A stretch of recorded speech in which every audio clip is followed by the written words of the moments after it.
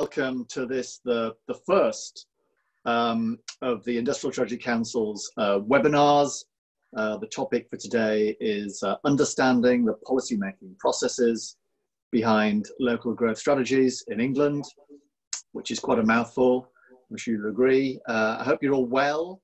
Sorry to be doing this by Zoom rather than in person, but I know you'll all understand. I'm sure you're all zoomed out already this week. I'm Andy Haldane, for those who haven't met me. I'm chair of the government's Industrial Strategy Council, which is a body set up back in 2018 to oversee the evaluation of the government's industrial strategy of 2017. And some of you might recall from that strategy that issues of place had a real position of prominence. And perhaps most significantly for today, that strategy proposed that each of the local enterprise partnerships, the LEPs, should draw up a local industrial strategy which was there to support and indeed to complement the national industrial strategy. And the paper that we're publishing today, which is authored by Anna Romaniuk, Catherine Osborne, Emily Rainsford and Abigail Taylor, provides really an in-depth evaluation of that process of drawing up those local industrial strategies based on a selection of case studies and interviews. And absolutely fascinating for those of you who haven't had a chance to read it yet. I'd encourage you to do that this weekend. I'm grateful, of course, to the authors, but also to a selection of members of the Industrial Strategy Council, in particular Kate Barker, Emma Bridgewater, Christine Gaskell, and Rotha Johnson, two of whom you'll hear from in a few minutes. Kate is going to kick us off by summarising the report. Just as a bit of background and context for this report, I mean, issues of place have continued to rise in prominence, I think, over the period since the industrial strategy being published in 2017. This government made levelling up, so-called, an absolute centrepiece of their manifesto. We've seen several policy manifestations of that since the election. In February this year, the Industrial Strategy Council itself published its first report on place, which is really a sort of detailed evidence review setting out the extent of those spatial differences across the UK, and also starting to explain why they might exist. Today's report is building on that work, and looking ahead, the Council has got further research in the pipeline, including on how best responsibilities and powers might be devolved further across the UK, and including on digging down to better understand empirically what some of the key barriers are to growth in those left behind places across the UK. So those are reports to come over the course of the next 12 months or so. It's also the case that the COVID crisis seems very likely to increase further the importance of these levelling up issues over the period ahead. It seems very likely the impact of the COVID crisis is going to be felt most strongly in those sectors and indeed in those regions that were already lagging behind, and therefore widening up to an even greater extent some of those spatial differences. I think those are among the reasons why today's report is particularly timely, particularly interesting, and particularly important. And I hope it's also influential when it comes to shaping and reshaping the government's levelling up agenda over the months and the years ahead. Before going to Kate in just a second, a couple of very quick housekeeping points from me. This is all being recorded, so you all know that the format will be that Kate's going to kick us off, and then we'll go to a panel discussion and conclude with a question and answer session from the audience. So if you do have a question, I'm sure many of you will have, please ping that in using the Q&A function in Zoom, which I'm sure you're all familiar with by now, and I'll try and capture and curate with a panel as many of those questions as possible in the second half of today's proceedings.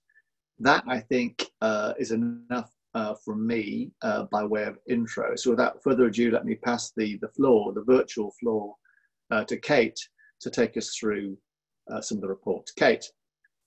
Thank you very much, Andy, and thanks to all of you who are participating. Sorry about the plane going overhead, for giving up your Friday lunchtime to talk to us. I mean, I think listen to us. I think sometimes people are a bit dubious about the value of qualitative work, which is what this is, and I'm hoping for some screen sharing to happen with the slides. Dubious about qualitative work, which is what this is.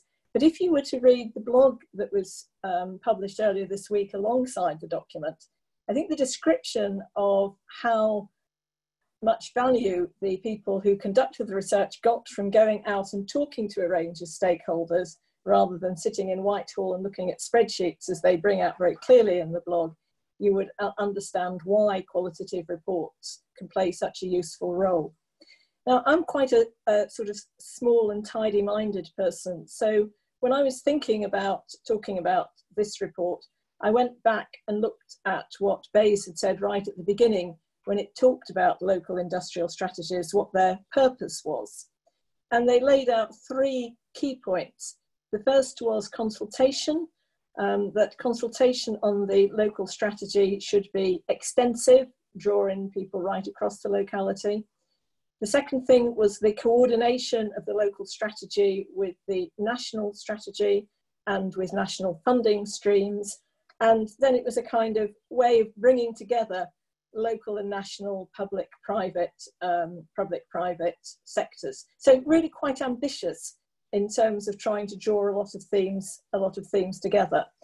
What was done in the qualitative report was to take 4 very different areas, 4 very different areas for the LEPs, and look at how the collaboration worked, how they thought about prioritisation, and then what they thought about success, how they're going to evaluate the process towards success. Because I think if there's one thing we have learned about local policy over the last few years, it's that if we don't evaluate, we will just go around and make the same mistakes again. Could you have the next slide?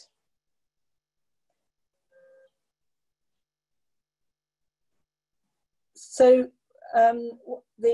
what's happened over the last few years is that people have been developing industrial policy through the LEPs and the MCAs, the mayoral combined authorities, and everybody seems to feel that the thing that has really come out of it is the first aim I just talked about, which is that it's been very, very good for local collaboration. What's been a little bit more disappointing is that it's clear that if you're going to get people to really collaborate in these projects, you have to be very firm about what's expected of them. You know, what are they going to contribute, and in some sense, what can they expect to get back? But also, there are a lot of challenges for the different local economic partnerships in developing their local industrial strategies. They differ very much in capacity, they differ in size, and they differ in their funding. And during this process, one thing that came out very strongly was that the coordination and communication between central government and these local enterprise partnerships was not as good as it should have been, nor was it as good between them across the regions. And none of them said very much about policy evaluation and research. And of course, as we know, and as Andy's already talked about, there's quite a lot of local appetite for greater devolution of powers to these LEPs and MCAs. Have the next slide, please. So we found the people who went out and did the interviews, they did a lot of interviews, it's an impressive piece of work, found that people understood very well what in principle the purpose was of local industrial strategies, the fact that we're trying to increase local productivity.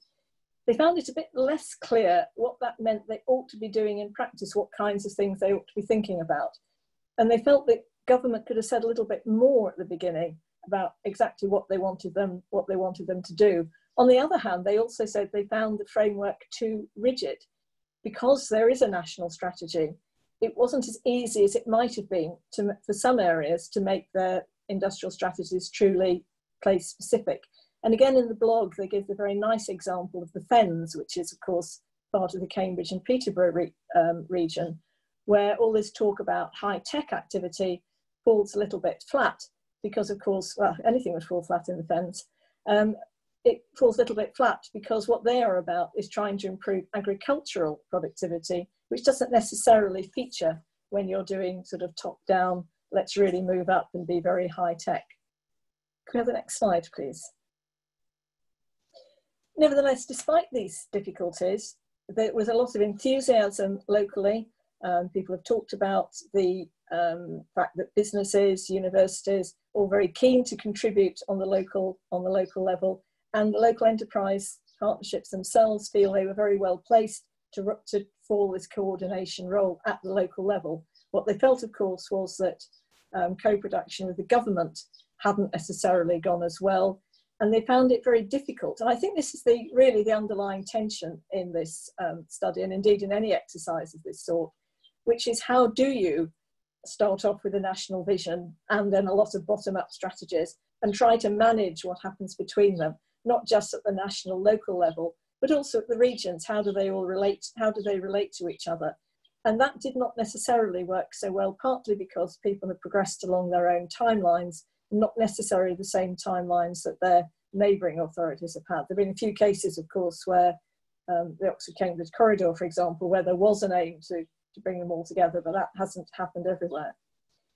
The other theme, which is an obvious theme, it's difficult to know quite how this could have been done differently, is that there's been uncertainty running right through this process. And really, for most of this process, it was uncertainty around Brexit and what the developments related to Brexit would mean for the future of the national strategy itself.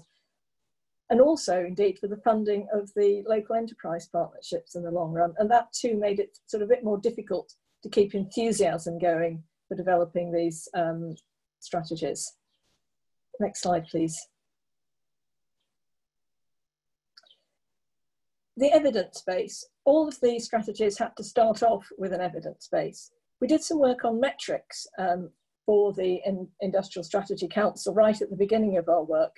And one of the points we made in that was that some metrics are simply missing. In particular, we found that metrics in detail on the quality of infrastructure were missing, and metrics on vocational skills, certainly at local levels, were missing. So those gaps, not surprisingly, are found at the local level just as much as they're at the national level. There's a case for having a centralised database of the data you need to inform local economic policy. And part of the reason for this is that a lot of the areas use consultants. There's nothing wrong with consultants. Of course, use of consultants is quite a good idea, but it does present the risk that they will tend to all come out in a slightly similar form rather than really speaking to the individual places. And of course, one of the themes that came out really during the process is that although the original purpose was all about productivity, we also have all become more concerned about sustainability and inclusivity. And as those themes have come to the fore, that's been one of the things that has made many of the interviewees talk about the need to have more power devolved to them so they can really rise to those inclusivity and sustainability challenges. Could I have the next slide, please? I think without doubt, having looked at the ones that have been published so far, and there are of course some that have not yet been published that are kind of hanging around in the wings a bit, undoubtedly the weakest part of all of them is the consideration of evaluation. A lot of them talk about how their KPIs might move, but they don't really talk about how they're going to set a systematic baseline to say what difference have these policies in this area made as opposed to policies made at the national level. I think that's not surprising. Again, it comes back to the shortage of resources in the local enterprise partnerships, and also back to the point that they're uncertain themselves about their forward funding. So they don't want to set up this great framework for evaluation. They're not really sure that in a couple of years' time they're going to be around to carry that evaluation out. So it's not surprising that that's weak. But if we're going to learn from these strategies and we're going to learn about what we could do better, we do need to make sure that evaluation happens once we get going on the strategies themselves. Perhaps you have the next slide. Of course, one of the things that now worries us is the arrival of COVID. We're all much more concerned about that as an issue. We think it makes levelling up become even more important.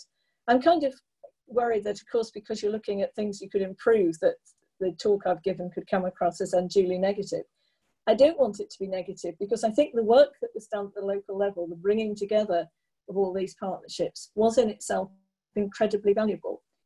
The reason I think that we're tending to sound a bit negative is that Brexit, the election at the end of last year, have all created a lot of policy uncertainty, which means that good work is being done developing local economic policy, but it really needs now the encouragement and response from government so that local areas can take this forward. We need recovery plans today, just so much. And these local industrial strategies would be a great starting point for these economic recovery plans. Please don't let us go back to the beginning again. Let's start here and get going on these plans as they stand. Thank you very much, Andy. Can I hand back to you? Thank you, Kate, for saying that out so very clearly and comprehensively, and giving us a lot to reflect on there, and I'm sure discuss in the panel session. And it's to the panel session now I'd like to turn, and we really have gathered a huge body of expertise around the table on the panel today. Let me introduce the panelists very briefly before I turn to them for some thoughts and reflections. First, Mark Bretton, who's chair of both the Hertfordshire LEP and indeed of the LEP network. Next, we have Christine Gaskell, who's former chair of the Cheshire and Warrington LEP and also former chair of the LEP network, preceding Mark. And Christine's also, of course, a member of the Industrial Strategy Council. Welcome, Christine. Andrew Hodgson, who's chair of the North East LEP, who I last met what feels like an epoch ago, Andrew, up at St James's Park, just a few months ago, as it turns out. And finally, Rebecca Riley. Rebecca is Director of Business Development at City-REDI, and also, very importantly, Head of Research and Data Analytics at the West Midlands Combined Authority. So a huge amount of expertise across the panel on just the issues covered by today's report. So what I'd like to do is to maybe turn to you all in turn, starting with Mark. Really, Mark, just to gather your reflections, having read the report, on what you thought the key messages and takeaways were, and whether what you read resonated with what you found yourself running and organising LEPs. Mark. Yes, Andy, thank you, and good morning, everybody. First of all, my apologies for popping off screen. I'm sure we've all had that online delivery at that crucial moment in a Zoom call, and I just had one, so apologies for that. As you said, I chair the LEP network, and that brings together all 38 LEPs in England, and I'll refer to that a little bit later on. We own the responsibility for creating and executing the local industrial strategies in our 38 LEP areas in England. I think the report comes out at a really crucial time in the nation's history. And for LEPs, it highlights many of the day-to-day challenges we've faced, I think possibly since inception, but this time through the lens of the industrial strategy and our role in its local creation and execution. It really brings to life the importance of local, but also some of the fetters that government's approach to LEPs has put on us. By definition, local cannot mean a one-size-fits-all. So whilst we clearly want to address the grand challenges, many of our economies have special characteristics, e.g. rural, where productivity alone is not the appropriate measure. And as Kate has just said, sustainability and inclusion, particularly after the last few months, must be key considerations, particularly as we move towards the discussion on recovery and devolution. And I think the report brings this out very well. It also raises, and not for the first time, the huge amount of work LEPs do for very little funding. And this funding lurches from year to year with no long-term settlement. With so much to do now, levelling up agenda which needs to be UK holistic, not just north facing, because some of the most deprived areas are in the south as well. The time must be right to commit one way or the other to LEPs. The report wasn't expected to cover LEPs' role in the current crisis, yet we've been able to make great use of the economic evidence basis we created for our LISs to inform the recovery planning we're doing right now. These will allow much more effective interventions, and across England we've put in place at least 100 highly targeted local schemes to support businesses to survive in the early months. As we emerge, again, this economic evidence will be of vital importance, including measuring the impact of what we've done. Our local impact also plays well as we move towards the white paper in the autumn. And I can assure you, to Kate's earlier point, we are not going to reinvent the wheel, but use the assets we've created as part of the LISs to build these plans. I note with interest, but also with some caution, the recommendation of a beefed up LEP network. Over the past 9 months, we've completely refreshed our way of working with a new CEO, and I've had the honour to take over from Christine as chair. The crisis has also accelerated our work and given it really sharp focus. To bring us together, we have a board drawn from 8 functional economic regions: Northern Powerhouse 11, 2 in the Midlands, Catalyst South, which is the kind of donut around the London area, London, Oxford, Cambridge, Buckinghamshire, New Anglia Arc, and the Southwest, 2 regions down there, which brings together 8 chairs, my new chief exec, Mark Livesey, and me. And this is underpinned by a chief exec team that Mark leads. So this is what we mean by a beefed up LEP network. Then this has the potential, but it needs funding. What we don't want is a bloated remote headquarters that disenfranchises our local impact and would actually go against many of the report's recommendations.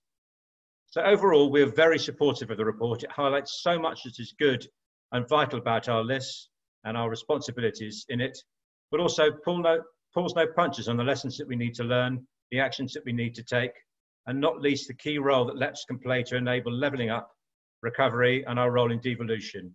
We are desperate to get on with things with the pace that's urgently needed, and I'm really looking forward to the panel discussion. Thank you very much, Andy. Thank you very much, Mark. Absolutely fascinating. I didn't know about the way you sort of agglomerated into 8 blocks. We might come back and discuss that a little bit further in the panel, if we may. Do send in your questions for the Q&A session as we go along, as they occur to you, so we can gather a good stock and try to get through as many as possible. So next up, can I turn to Christine for some thoughts? Thanks, Andy. First of all, can I thank the team who put this report together? I mean, it's exceeded my expectations, and I think the quality of the work that they've done is great, and there's so much in there for us to look at. As a previous LEP chair, I'm sure Mark and Andrew, also LEP chairs, would agree that we were very heavily involved in developing local industrial strategies, and the report really resonated with me in terms of the findings. Irrespective of the size, all LEPs put in a huge amount of effort to develop their local industrial strategies. But one of the difficulties you had is that we're different funding levels, the disparity in the sizes of LEP meant that it just wasn't a level playing field. And irrespective of that amount of effort that was put in, you've got varying results. And I think that in terms of the amount of human and financial capital that individual LEPs have, does have a severe impact on the outcomes of those local industrial strategies.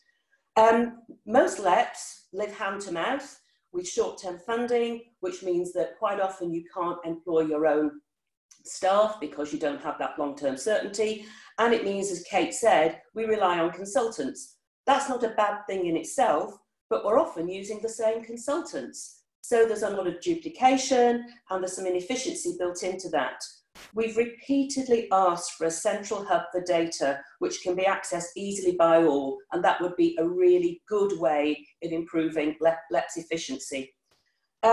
Likewise, I absolutely agree with Mark about what he said about the network. It isn't about changing the structure of what Mark and the team have put in place, but if only you could have a multi-year settlement from the network about funding, rather than the network having to rely by and large on the 38 LEPs, and again, they've got their own funding issues. It would mean that that body could become far more strategic and far more and coordinate the 38 LEPs in what is a very complex environment. So I just think that that makes sense for us to have that longer term funding for the network.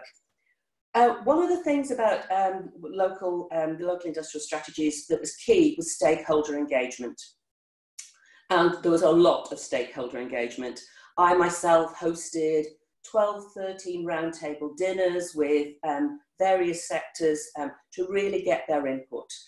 And what has happened is that they've not heard very much since they did all that.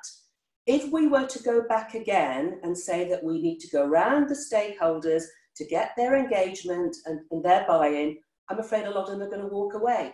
They know they've given their input. It was good enough. Kate said a lot of the local industrial strategies are waiting in the wings. They've been waiting a long time. And this is pre-COVID. Some of these should have been released before Christmas, and they haven't, and we haven't heard anything. And I think that's a huge disappointment at a local level to an awful lot of people who put a huge amount of effort into contributing to what are very, very good documents that I agree would form the basis of these local economic recovery plans that we need so much. Clarity, but the rigid framework changed as we went through. First of all, as Kate said, it was productivity, then sustainability, then inclusivity, which means you're asking very different questions all the way through. And that was very hard for the LEPs to actually keep up to date with, because the goalposts kept changing. And we did our very best with a very fluid environment. And the co-production was definitely lacking. We started off being told that actually funding would be attached to the local industrial strategies. And then halfway through, we're told there wasn't any funding attached to the local industrial strategies. Well, why are we doing it if there's no funding? Because that's actually what we need to actually get some of this work off the ground. So the shifting sands did not make for an easy time. I think, this is the best we've got at the moment, and that we should be getting these local industrial strategies out, as it says in the report, and really building on them. Because if there's one thing we do need at the moment, it is that local drive to actually address some of the huge issues that we've got. As I say, I really welcome the report. I think it's very rich. There's some great stuff in there, and looking forward to the Q&A. Thank you. Terrific. Thank you, Christine. A whole set of issues there on things we might do better, which I'm sure we'll get back to in the discussion. Before that, can I turn to Andrew for your thoughts and reflections, Andrew? Yeah, thank you very much, Andy, and thank you everybody for listening in today. I want to just echo what Christine and Mark have said about the report. I just want to welcome the report. It's a fantastic piece of work, very thought-provoking, and it's very useful for LEPs to be challenged in everything that we do. So it's really helping to kind of form a point from which we can go kind of judge where we go next. In terms of the report itself, the things that I like is there is a very strong recognition of place, and I think place is something that was missed perhaps in the strategic economic plan phase of LEPs, and local industrial strategies certainly help bring that to life. But place is hugely, hugely important, and also the recognition of local coordination and collaboration, and the important part that LEPs play in that. As people who will have read the report see, I have 7 local authorities. I actually have 2 combined authorities, one which is mayoral and one which is non-mayoral. I'm dealing with not just a political economy, but a geographic place and an economic place altogether. And to have a single point of collaboration is something that LEPs can cut through all of that and produce something that is hopefully meaningful. And the other thing that I like about the report is its attempt to identify why economies are holistic, and rather than just separate out individual elements of an economy and then focus industrial strategies around that. I think some of the things that I'd like to explore a bit further, and which I know at this stage is a bit more challenging. I think a recognition of culture versus place is really important. Strategies are clearly really important as you step out on the journey, but making those strategies land and be deployable is wholly dependent upon the areas and the places, and more importantly, the people that they are going to land with, and therefore the culture of individual locations are probably not as recognised as people may think. I do agree that there was a lack of clarity from government, and my default position, which maybe isn't the best default position, is where we have lack of clarity, we create clarity for ourselves. And even that was difficult. And one of the reasons it was difficult for me is that a phased approach was taking to local industrial strategies. I could understand the wave approach, but my team in the Northeast were, I made certain demands of them. The number one demand was I wanted the most outward-looking local industrial strategy, because I worry when we use the term local that everybody becomes inward-looking. And I like to think that we can position the Northeast as an outward-looking region that's connected, it's collaborative, but it also works within our communities. And having a phased approach made that difficult. For example, we look across the north. Myself, Christine formerly sit on the Northern Powerhouse MP11 board. We meet on a fortnightly basis, and we look at strategy across the north and where collaboration could work across the north. And I remember very early on myself and Christine talking about a Northern Powerhouse automotive strategy, because both of our areas had significant automotive clusters, but we weren't getting them connected together. And actually, if you looked into our industrial strategies, we weren't really reflecting the strength at that level. And then if you multiply that up to a national level, how do you then connect that to areas and sectors? There is national policy, because national policy was emerging at the same time. So lack of government clarity and the timing and phasing challenges that we had was clearly an issue.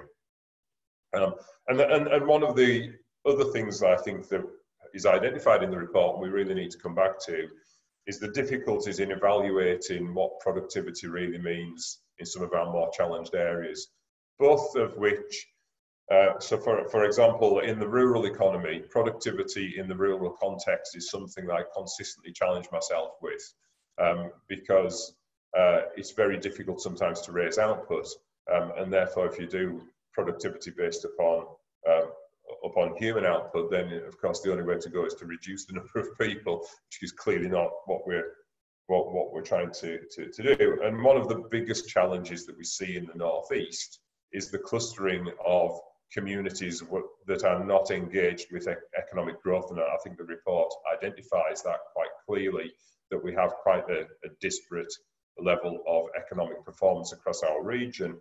And understanding the value of inclusivity in productivity is again another challenge I think we all need to take on. So in summary, I think the report's excellent. It's thought-provoking. I hope that people who are the audience today can throw lots of challenging questions to us, because one thing I love is to be challenged, because that's what's going to take us forward and get a better understanding.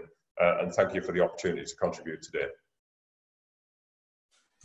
Well, thank you, Andrew, for that. And you've thrown down the gauntlet on questions there. So we'll see what come in, but I'm sure we'll have some challenging ones. Very interesting what you had to say there about issues of culture, Andrew. I'd like to come back to that as well, actually, and how that gets reflected in what's done in terms of industrial strategy. Turning then finally to Rebecca. Rebecca, what were your thoughts and reflections on the report today?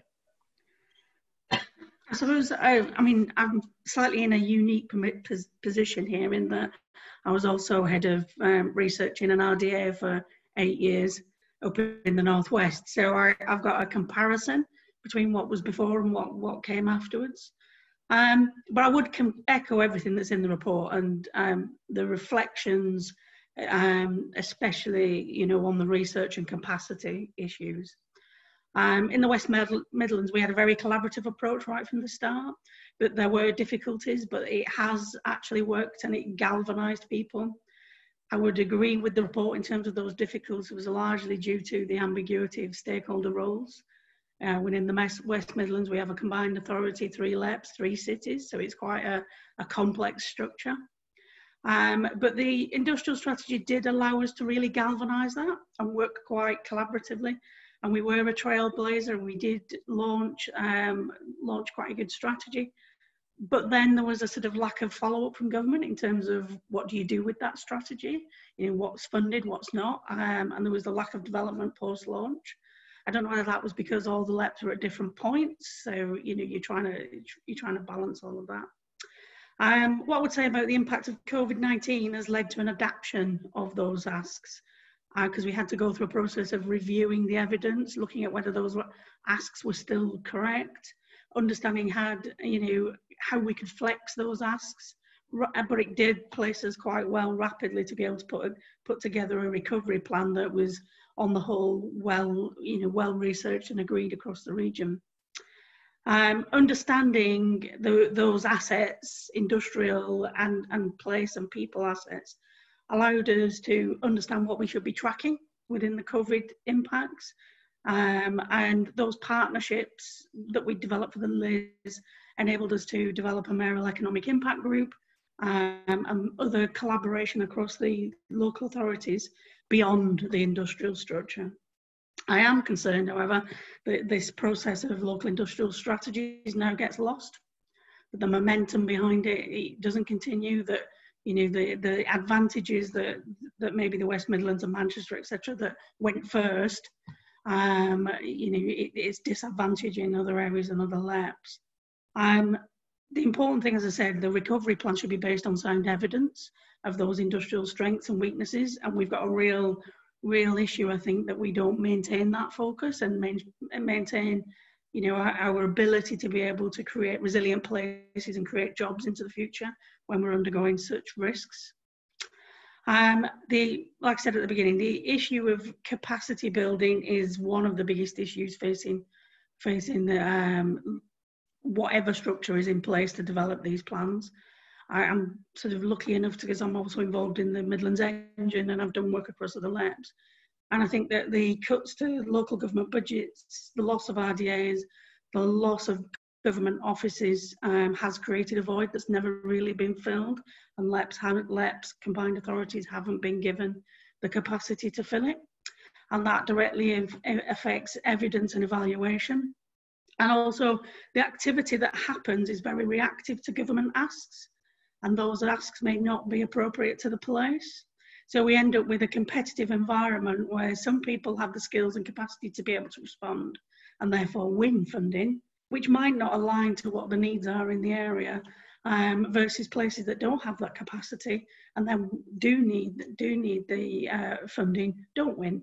And that is a problem, I think, going into the future. I mean, what is slightly unique in the West Midlands as opposed to other places is, as the government announced yesterday, universities needing to adopt this much more strongly applied mission, firmly embedded in the economic fabric of the local area. And that's effectively what we've got in the West Midlands, in that we've got this collaborative structure in the West Midlands Regional Economic Development Institute that brings together all these partners and supports these partners in evidence development. What I would say, though, is that, you know, universities bring a different skill set. They bring the long-term, looking at the long-term, challenging people to address those outcomes, and really unpicking issues in deep way. There is still a lack of capacity in the day-to-day delivery of evaluation and research. And I think the two things are complementary, and we've got a good structure for doing that, but other places definitely don't have. And that, you know, that's something that I think the local industrial strategy actually galvanised and helped along the way.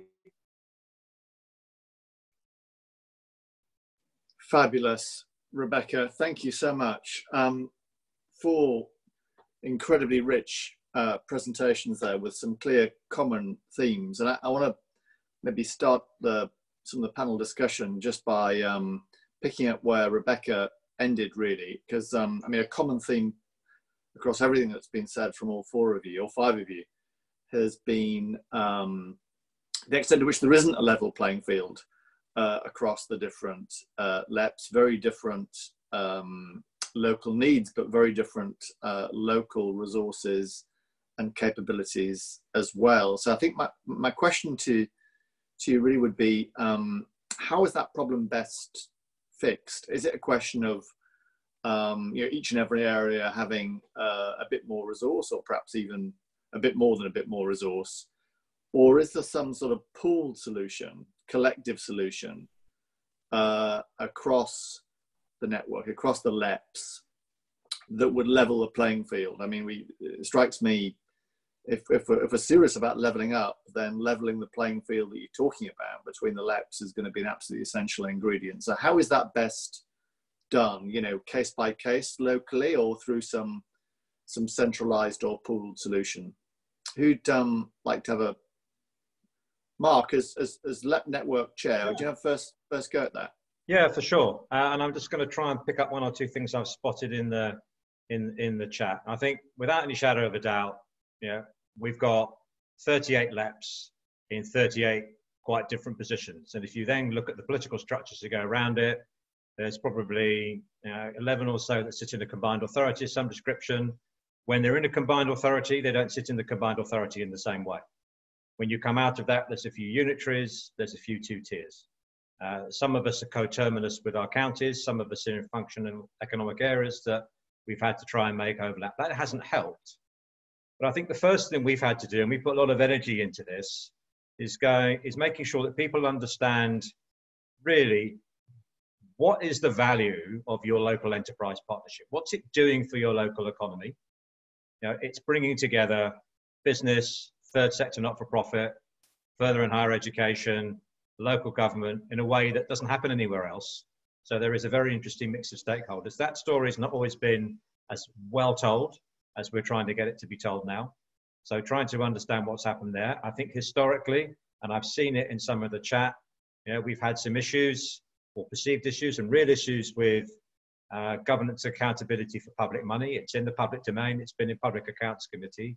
We've worked really, really hard to fix that. So in the last annual performance reviews that were just done over the Christmas period, there's only one LEP left that needs to tidy up its act, and that's been restructured. So I think the quality of governance, the quality of delivery, the quality of strategy that was concerning people, we've put a lot of effort into. And let's not forget that business people, and they lead all the boards, are used to being accountable to shareholders. So this is a natural act for us. So that's the first thing we've got to do before we can do anything. What's a LEP? What's it there to do? What's the value it's creating? And then we've now had a great opportunity in the last few months to really demonstrate, both at the local level, and we've probably put together more than 100 interventions across our estate to help businesses, that we really understand what goes on with our small businesses, with our medium businesses, our large businesses, and so on, at a local level, and then to bring that together and show some value at a national level. So I've seen in the list here, somebody asked a question about being involved in Secretary of State's task forces. I'm sitting on the levelling up one. One of my colleagues in the Humber is sitting on one to do with energy. Now, we weren't there in some of these things in quite the same way before.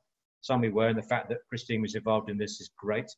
We're on working groups now with politicians, both local and central, and with the mayors. Our voice is getting heard, but we're not here to bleat about not being heard. We're here to demonstrate that what we're doing makes an impact, but also to assure people that we put the right things in place to be demonstrably and to be very clearly seen to be responsible and accountable, and that we practice good practice and good governance for huge amounts of public money that we've been entrusted with. That's been a big job for us. We've got a grip of that now. I think we're in a much better place. That then allows us to have a better conversation about a multi-year settlement, because some of that objection management that typically gets thrown at you, we've tried to deal with. It pops up every now and again, but we put a lot of effort into trying to keep that under control. Now we can go and and we are having a conversation now about what's the right economic model for us. How do we make sure that that is well funded, that there are economies where it makes sense across regions or across the country, so that we're not showing, 38 different versions of UK statistics, for example. So there is an advantage here. And that has given us, I think, the beginnings of the right to go to government and say, we've demonstrated to you, to our local and regional economies, you've got something here which does a good job. Let's now get this thing put in place properly. That's the essence of what we're trying to do. Thanks, Mark. I'm going to go to Kate and then Christine, and then Rebecca, I think. I'm going to be very brief. There's a question about, you asked a question really about local or national. I think Mark set out a very clear case for why some national work in sort of central resource, and we made the point in the point comes out of the study about having better national resource on data, which would help all the LEPs start from the same place. But I think that the bulk of the funding does need to flow through the LEPs individually themselves. They are very different in size. And indeed, I often point out that I'm still somebody, I know this is all being tidied up, that lives in two LEPs. I live in the Cambridge and Peterborough one and the Essex-Kent LEP. So it's an interesting place to be. Those are both very big LEPs, incredibly different economies, but they've got quite a lot of power. What I liked about what I've heard since is this putting together of some of the LEPs into slightly bigger regions. But again, those structures themselves need to have some funding and some clarity. So my view is that the bulk of the funding needs to go to the LEPs themselves, but at the centre, the need for good data, and that's come out in some of the questions, and the answer to one of the questions, which is, are we pressing ONS and BEIS for better data at the local level, is yes, we are. And let me come back a bit later on and answer the question that you asked me earlier about the regional thing and bring that a bit more to life for you. But I'll wait. Perfect. Thanks. Christine. One of the things that I do think we need to look at is this whole issue of devolution. That it's been stop. Parts of the country, especially the metro areas, have got devolution, and of course, what devolution means is money, and what money means, that's power. And lots of LEPs are not in that situation. So that's when you talk about the inequalities. We really have to have a blueprint for what good devolution looks like, which plays very nicely, and as you well know, with one of the next pieces of research that we're going to do. The model for devolution across England is so varied. It is very, very different. But those areas that have got devolution, when you talk about your local agenda, they are empowered, they have the money to make decisions locally and get on with it. The rest of the country where there isn't devolution, and it is the majority of the country, they're having to bid every time for a bit of funding here, for a bit of funding there, having to basically shoehorn one of their priorities into a funding stream that might not necessarily be the right one, but it's the only place where any funding is available. And it's just totally inefficient. So I do think the whole devolution piece has to be looked at. Thank you, Christine. Rebecca?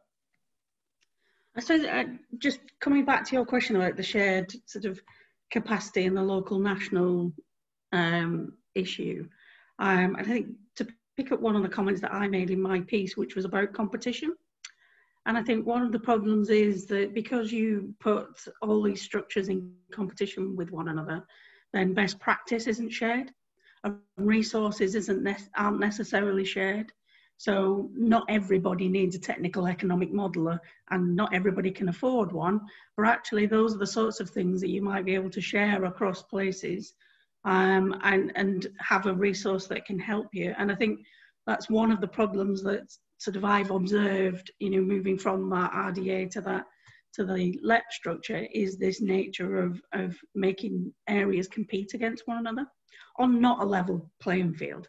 And I think that needs to be resolved within the devolution question, really. If you think back to when RDAs were around, actually we had a network of regional observatories that supported organisations to do better research and evidence and evaluation, and that network has gone. Interestingly, most of us have ended up in universities actually, but it's an asset that's been stripped out and needs putting back in, because actually, you know, collaborating across borders, and that was one of the things when we were looking at the Midlands Engine work, is the LEPs didn't necessarily collaborate, and depending on what you're looking at, you need to work at different levels. So innovation needs to be done at quite a high level to get the value. And I think that's one of the issues, is how do we balance that off? Fascinating. Andrew, on this topic, was there anything you wanted to come in and share?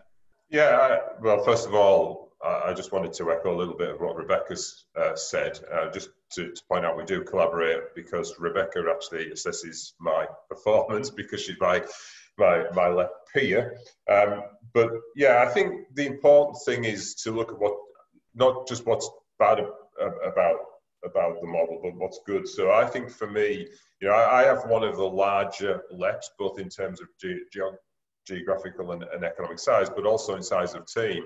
But one of the criticisms I tend to get is, well, I think we've got about 63 people on the ground in the North East LEP office, but that's a lot less than the Regional Development Agency ever had. But my point is it's about focusing and targeting what we're absolutely there for.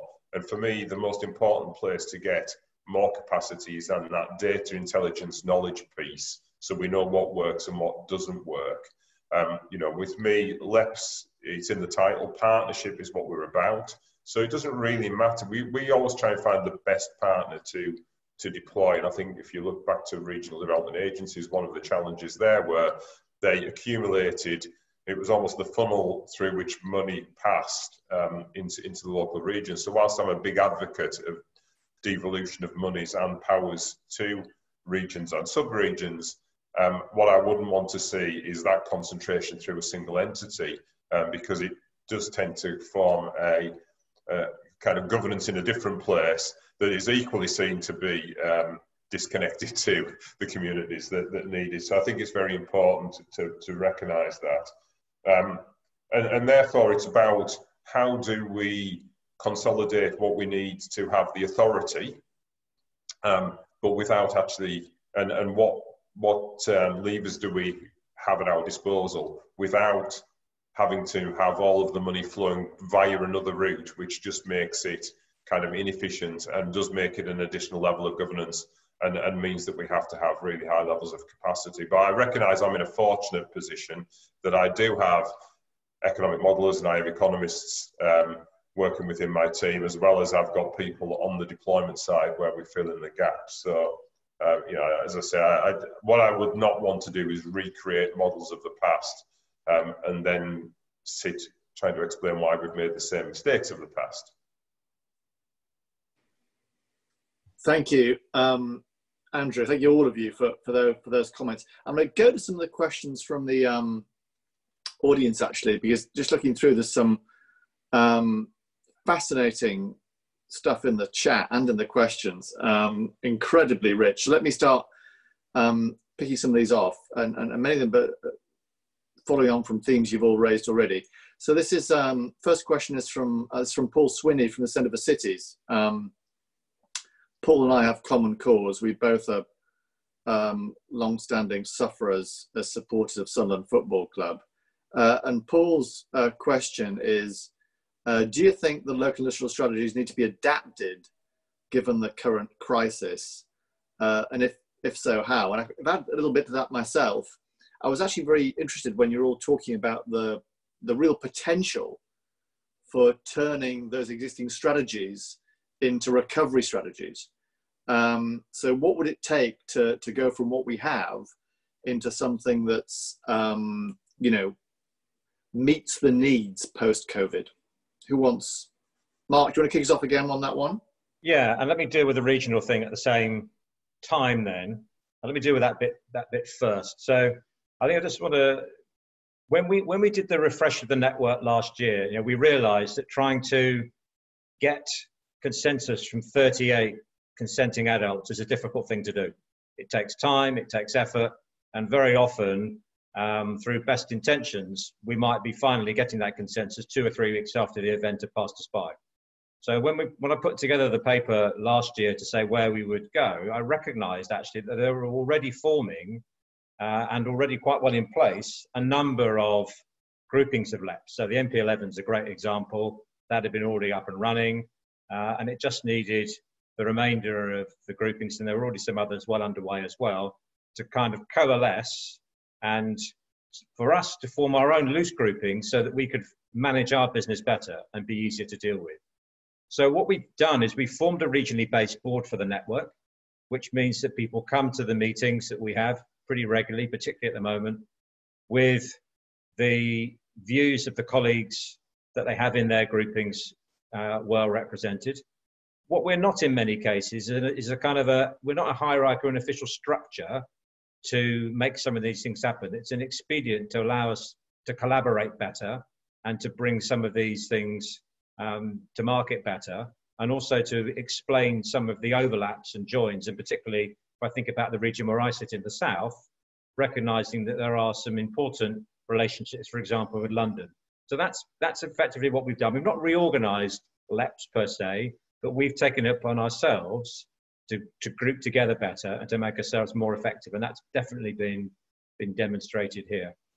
I think to answer to the question of, you know, what can we do with local industrial strategies and should we be flexing them for the virus? Well, I can give you comfort, it's already happening, because what every LEP has done is it's taken the work that we started, whether it had been launched, whether it was ready for launch, whether we were in discussion with Whitehall, and said, this is a great asset we've got. This economic understanding, as I said at the beginning, of our local economies is very rich. What we've now started to do much better is to, as part of those regional collaborations, is to share some of that data, share some of the consulting support. So for example, where I am in the south of 6 LEPs, we've used the model that we created in Hertfordshire, discussed that with our colleagues and used similar modelling for that for our region. And each one of us has been looking at how to use that information to really design our recovery plan. So I had 4 MPs on a call this morning from my region, just talking about where we were going with this. And I'm expecting my recovery plan, built on our list, to be coming to my board for approval in the next couple of weeks. So work has already started. Business guys don't stand, and ladies don't stand still. You know, men and women in business get things done. That's why you put us in charge of LEPs. Just what would it take? I mean, maybe for the other panelists as well.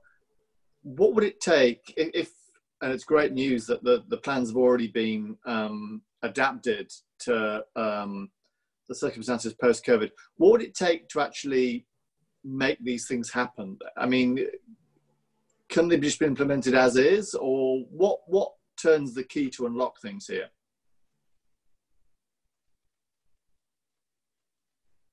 Who wants to? Kate, is that? Christine.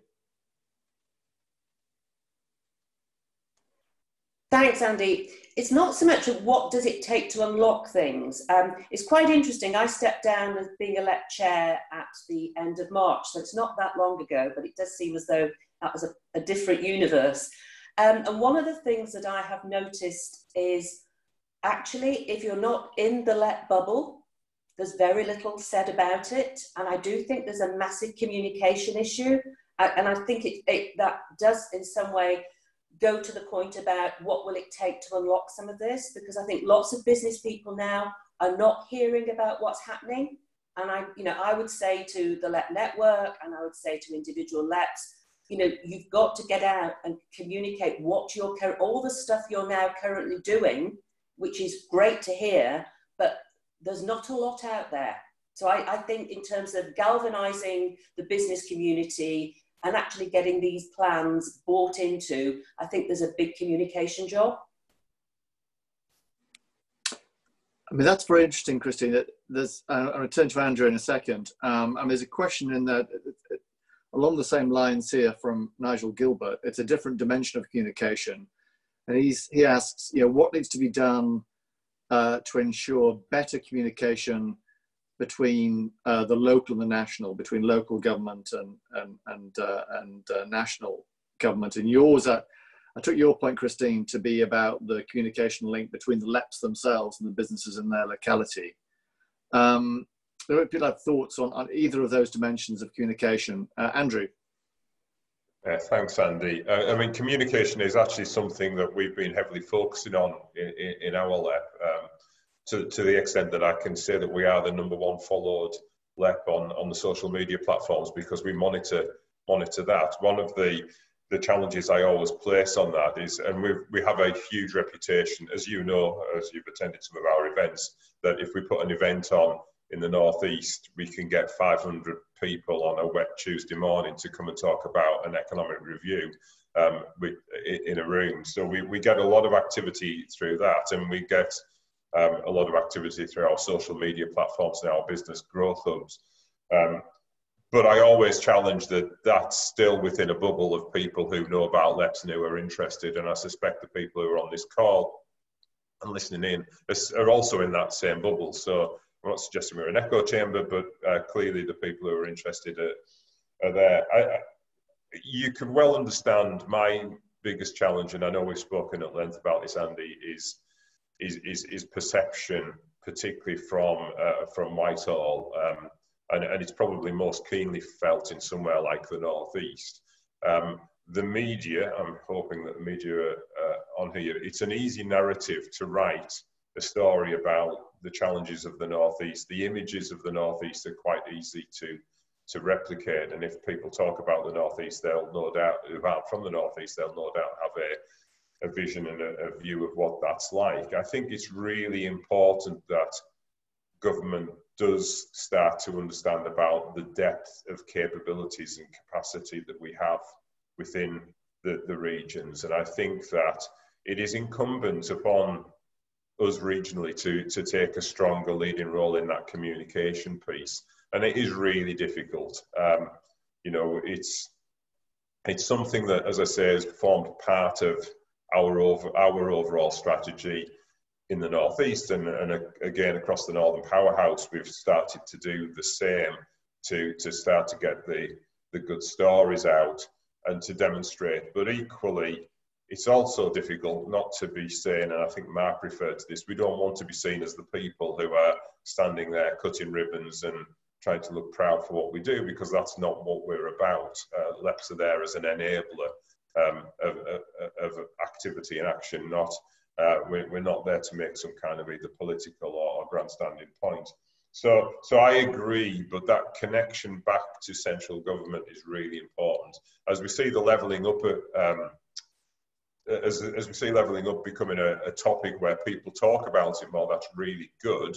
And we are seeing much more, well, I'm personally seeing much more activity between government ministers and the regions, and a lot more open communication about what that really means. In my experience as a LEP chair, however, I have seen government policy which I may have been supportive of, but I can also spot that it's not going to land into my economy, because the people who are coming up with the strategy don't know about the other side of it, which is the receipt of that, and that's that community piece that I talk about. So I'm seeing an improving trend, but it is absolutely critical, and I think it's incumbent on LEPs to work harder and harder on that communication piece, because I think we've played it down a little bit, and understandably so, by the way, because again, as Mark referred to, we've not had the smoothest of ride, because we get measured by the worst performers within our network, not necessarily our best. And again, media likes the bad story, not the good story about what's happening.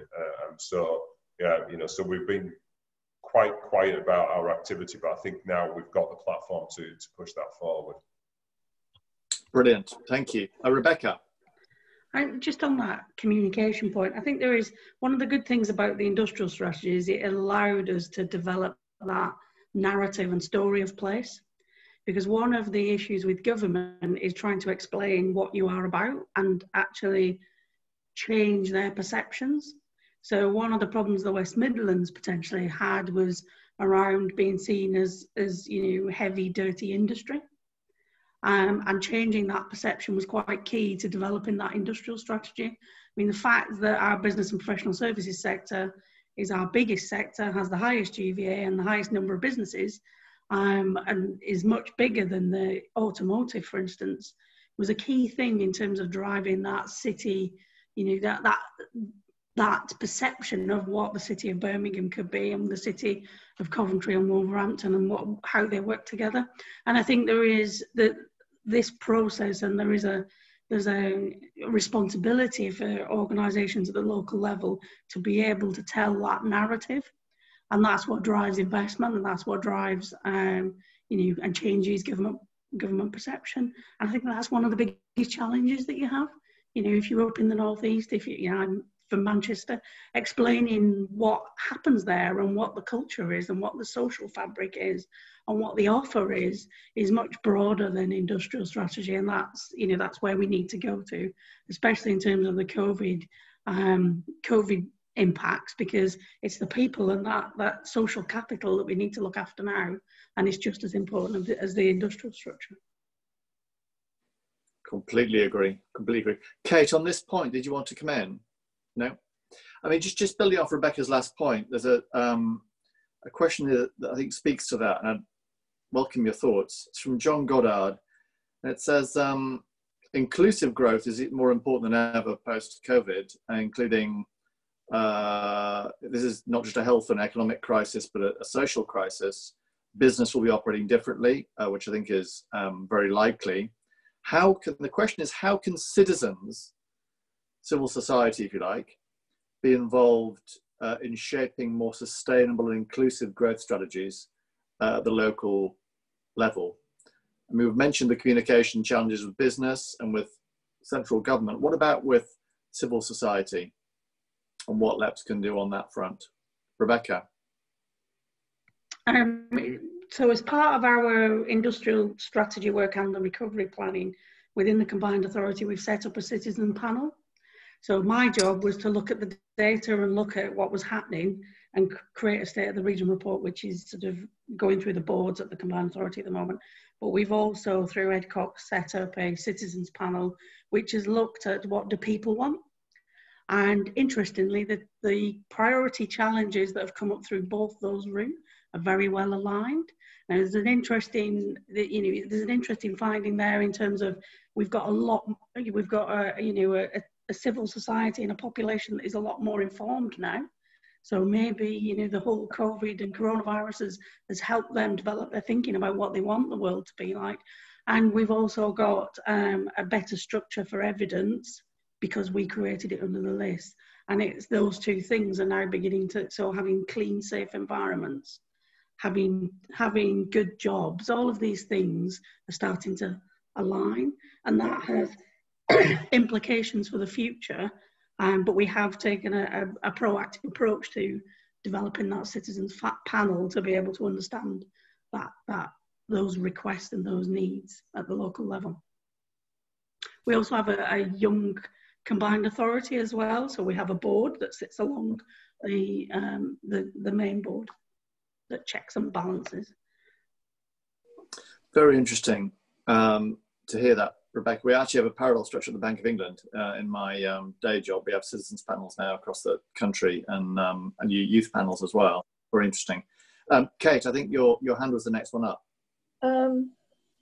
Thank you. I mean, I'm going to rather naughtily link it back to a comment about you and Andrew, and say that as a supporter of another club that plays in red and white, one of the few things that cheered me up in the early days of lockdown was watching the fantastic series Sunderland Till I Die. And there is going to be some relevance of this, the topic we're talking about, because not only did it tell me quite a lot about the workings of a football club, but it also told me quite a lot about Sunderland and what the people, not everybody, but what the people of Sunderland were like and what their culture was. And there's a chapter in a series that the Productivity Insights Network has just put out about what affects productivity. And one of those is about the culture of a place. So all I'm saying is it's really important to ensure that what you're doing works with the weft of the culture of a place and doesn't run against it. And you won't be able to do that if you don't introduce the kinds of citizens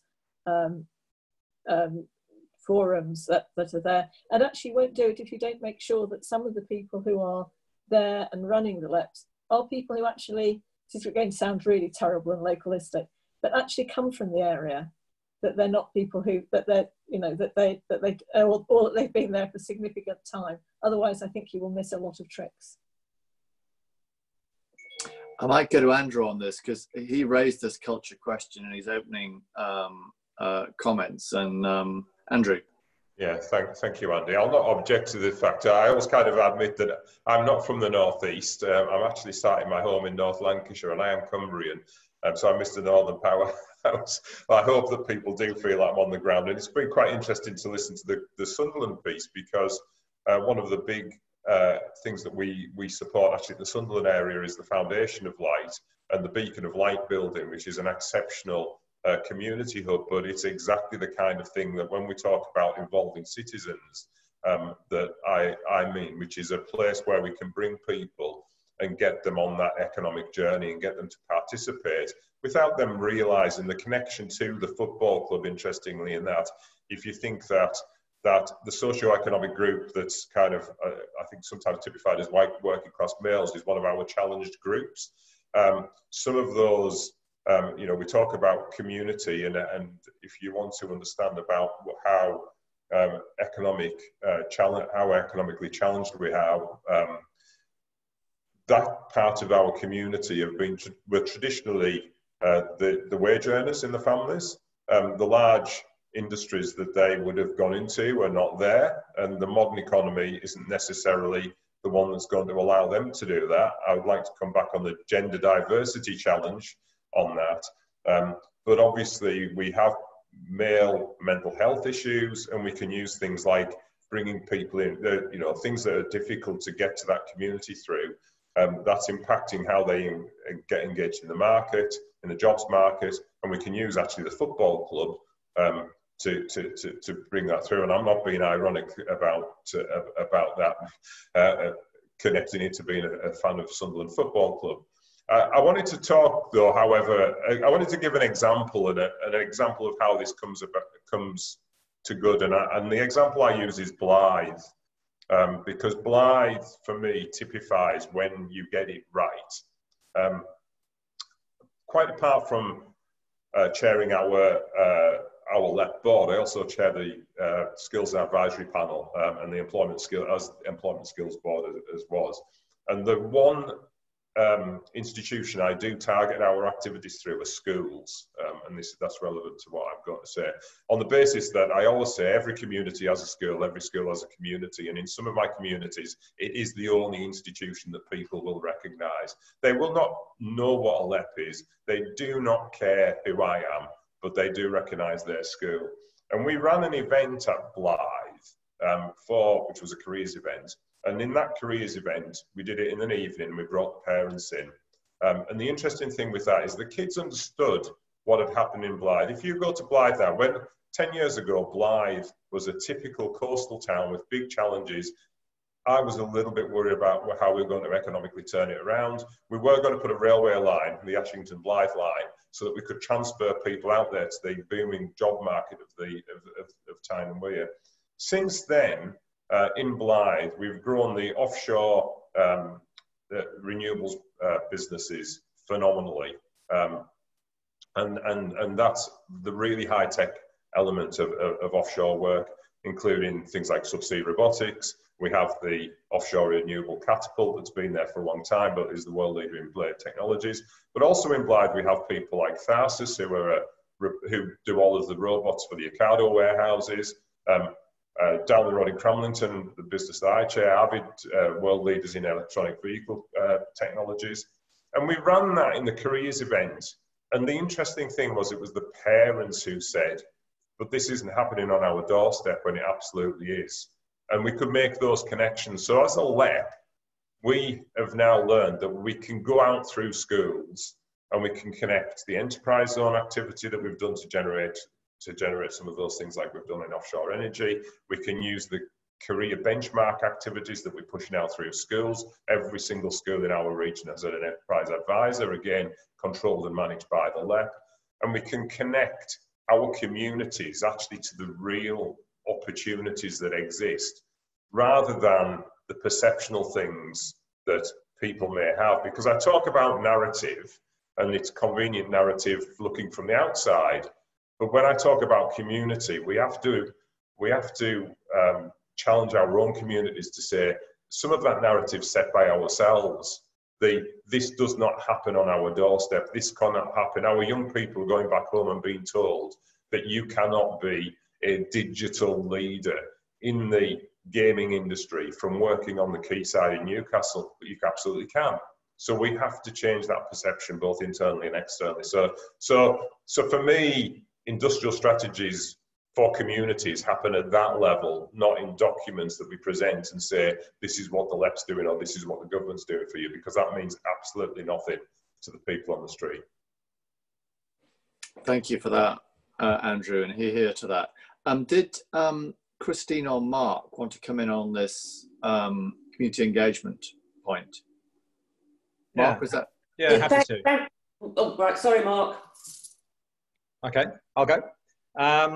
Yeah, I think what we've got to be careful of here is LEPs and local industrial strategies are not the answer to the total issues for our communities. They have a strong role to play. I think bringing together the various different parties in that helps. If I can give my own example in Hertfordshire, we're now running a growth board, which is chaired and run by the county council leader. Bearing in mind we're coterminous in Hertfordshire with the LEP. That brings together a number of pieces, which includes community care, well-being, and the role of business in the economy in that. And I've always, I got myself involved very early on with one of the sessions that the county council leader led with the Police and Crime Commissioner and representatives from health, clinical and critical care. And for me as a business person, it was a bit of an eye-opener, I have to say, about joining all these pieces together. So I think what we've tried to do here is not to adopt things which are not best suited to what we do, but to work very closely with those people who are good at those things, to use those skills carefully, but to play our part in a more holistic fashion. And if I were to put it probably too simply, but bear with me, I think what's the role of business here? I think the role of business is to create hope and opportunity for people so that people will look after themselves because they feel they've got a decent job to go to in their local economy, and they will also behave themselves, because we all know and we've all seen some of the tragic knife crime things. This has got a role to bring hope here and to listen to what local communities should be doing. We can't do this on our own. I think where we've worked very closely together, and it does differ, I know because in combined authorities you're that bit more embedded than others. We've all worked quite hard to do this. There's more to do, but I think that sort of joined up working with our local colleagues in the community will get us a better result than if we try and adopt things which are not really for us to do. And they will do it better if we do it together. Thank you for that, Mark. Christine, I think you were next, and I think Kate wanted to come in. Thanks, Andy. I think one of the strengths of the local agenda, as we talk about LEPs, is that passion that we've heard from Rebecca, from Andrew and Mark about what they are doing locally and how they're engaging with those communities. But I think one of the downsides of when things are driven locally is actually those messages don't get out into a wider community. And this is where I think the network has got a huge role to play, which is taking all these best examples. And there are some terrific things. I mean, Cheshire and Warrington had a youth board. And if you ever need young people engaged now in terms of what the future is going to be, that youth board, I think, is going to come into its own. But taking those really good ideas and how they've worked locally and saying, right, from a network point of view, these are the kind of things we should be doing across the whole of the LEP network. And so sharing that the best way we can. The LEP does that, but I do think that it's Rebecca's point. When you hear people speak with real passion about something that has gone well, or the way Andrew talked about the involvement with schools, that's when you buy into it. I'm sitting here as an ex-LEP chair thinking, I need to go and talk to Andrew about what they're doing and to make sure that the best thing that they're doing, we're also trying to do that locally. The great thing about having 38 LEPs, and this is a great thing, is you don't need to reinvent the wheel. Somebody will have already done it somewhere. So just go and actually steal their ideas. I couldn't care less who came up with the best idea. As long as it's out there and I can use it, I will do. Thank you, Christine, for that. Absolutely. Wheel reinvention, it's a perennial problem, whatever area of government you're dealing with. Kate? Nothing particularly on that. I'll pick another question from the audience. It's from Alison Webster, CEO at Thames Valley Berkshire LEP. Alison's question runs that her concern is that COVID-19 is creating not levelling up, but levelling down. And the question that she asked, or the challenge she says that this poses, which I completely agree with, is how do we achieve levelling up while at the same time preventing the levelling down that she's seeing in her region? I imagine many of you are seeing across your regions as well. Any thoughts or reflections on Alison's question? Kate, I think that is you coming in now. Yes, that's because it's an, let's be brutal about this. This is a nasty answer.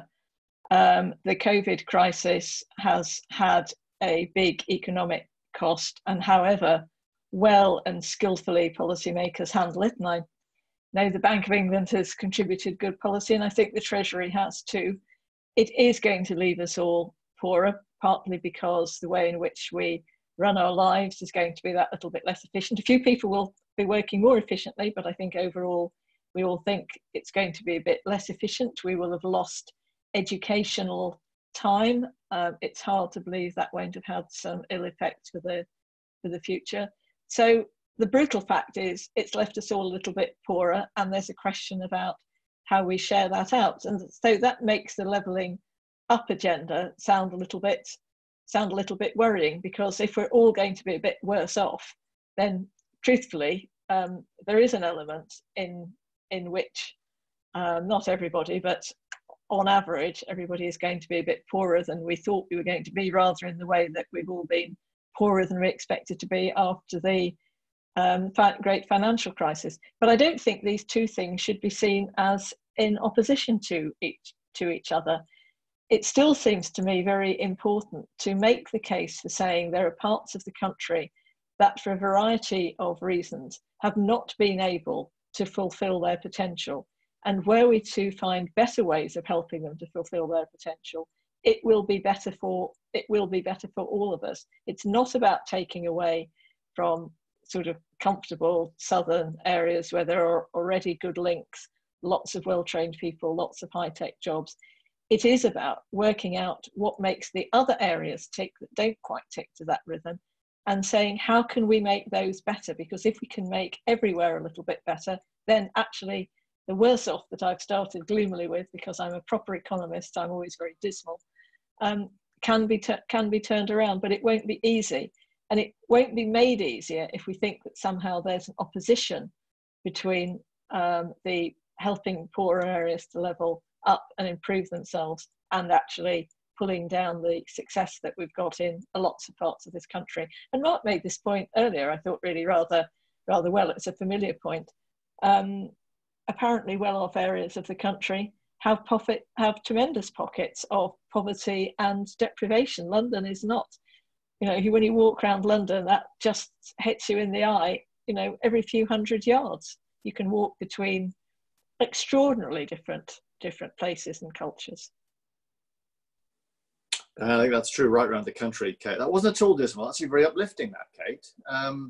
So thank you. We're running a bit short of time, but on this particular question, were there other quick thoughts? Andrew, I think I saw your hand up, and Mark. We'll have to be fairly brief, I think. Yeah, just quickly.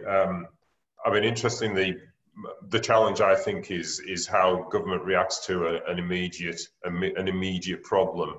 I think our long-term strategy was fine. Just before COVID, we created about 75,000 net new jobs, and interestingly, 124% of those were in the higher job category. So go figure that. That means that we were losing lower quality jobs and more than replacing them with higher quality jobs, and that demonstrates the success of our original strategy. The challenge, of course, is that people are now going to be in a place where actually just having a job for the next period of time is really the big challenge. And that's a big issue, I suspect, for government, because the default position could be hold on to those industries and sectors which were already undergoing transformational change, but the transformations happen really, really quickly. Do we need to slow down that transformation in some of those sectors, because it allows us to keep people into employment whilst we transition the skills and the experiences and get the new jobs created at the level that we were going to do. So getting back to the strategy is really important, but also not falling into the trap that you divert all of the funding into just trying to kind of plug the gaps. And it's not an easy one to, anybody who has to wrestle with that is somebody who's probably going to have a few sleepless nights, because it's not an easy challenge. Well, but it is the challenge. I think that's a great way of putting it, Andrew. And that is the challenge the whole country faces right now, to be honest. Striking the right balance between those two things in a way that, preserves people in work, but recognizes that the nature of work and the way that business will reinvent itself post-COVID will not be the same as it was kind of pre-COVID. So that's a meta challenge, I think, for all of us listening in today. Mark, I think you wanted to come in on this one. Yeah, just briefly, because it's conscious of time. I think we've been running a series of business roundtables with Nadeem Zahawi and Paul Scully, and we had the Southern one with Paul earlier in the week. And one of the first things he said, I think, to echo Kate's point, is he recognised that the holistic nature of the requirement to level up, not just to take money north. And I think what we've decided to do in the South is to recognise two things. I think, first of all, yes, there are big pockets of deprivation where we are, but also there are industries that have been very successful and will continue to be successful. And what we want to do really is to play our part in contributing to the levelling up agenda, because a pound spent with us will help to spend money elsewhere. I think that's an important thing to recognise, that the virus has also generated opportunity in some sectors, which I don't think we should miss. Some of those are in our patch. There are also, and Alison's in our patch, also create some really big issues, particularly around the major airports and ports, where their work has completely dried up as of the supply chains that have gone with them. So I don't want to lose that. I think I'm pleased that I made that point I made earlier seems to have landed well. There is a role for the entire group to play here, and I think we relish the opportunity. And I think, as I said at the beginning, we put lots of work in to do all these local industrial strategies. Just want to get on with things now. There's work to do.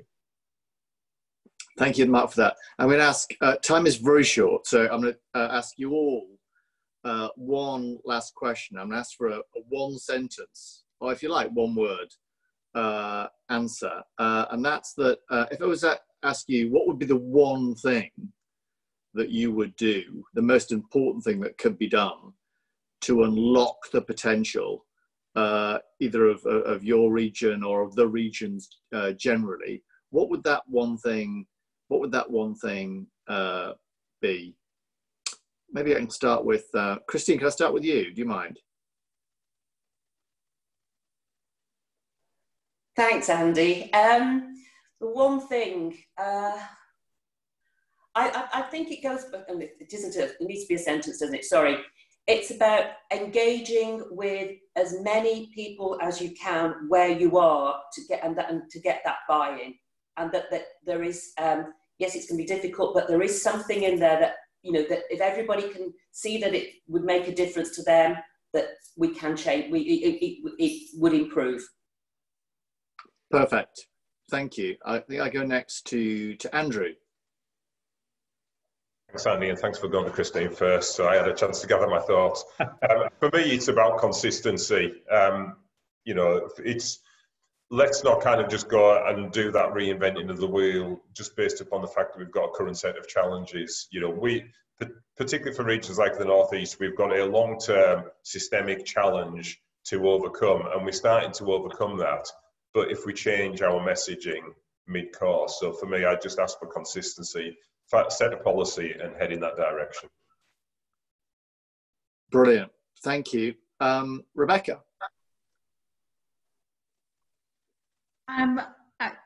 My initial gut reaction, which I'm now going to go with, was about giving people pride in their place. And I think that is what we need to do, whether that's through, you know, being willing to invest in businesses, people, place, whatever. And I think that's the problem with Brexit, and it's the problem with the impact of coronavirus, is that we're losing some of that. And I think that's the most valuable thing that we could do. Perfect. Thank you. Mark?